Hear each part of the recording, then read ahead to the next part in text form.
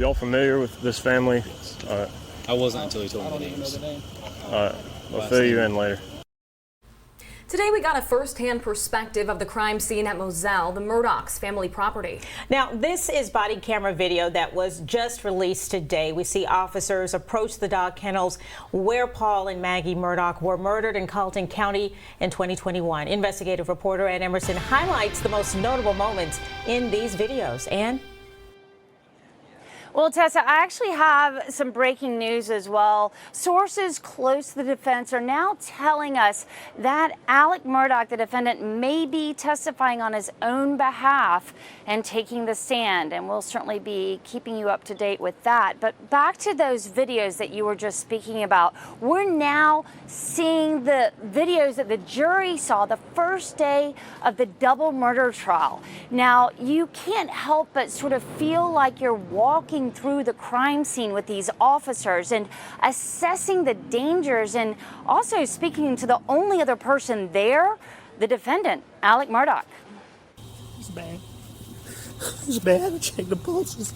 Yes, sir. An eerie scene as first responding officer Deputy Daniel Green approaches the defendant in the dark. Yes, sir. And less than a minute after Green arrives, My son was in a boat wreck a few months back.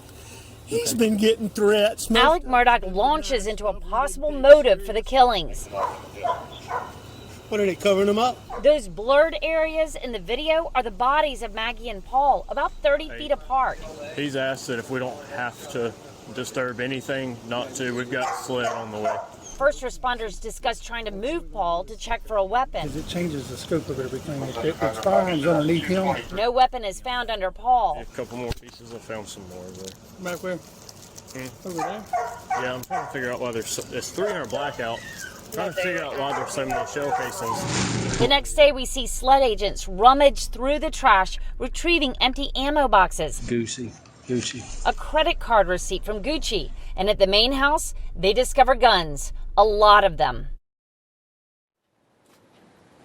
We're also learning new information about Alec's vehicle and the GPS data that was pulled off of it. Now, if you remember, there were holes in that data that took over a year to be able to get out of the machine. But what we've learned is that General Motors has actually contacted the state, said that they could help. So they've actually handed over a trove of data to the state and the defense, which they're going to now have to very quickly interpret.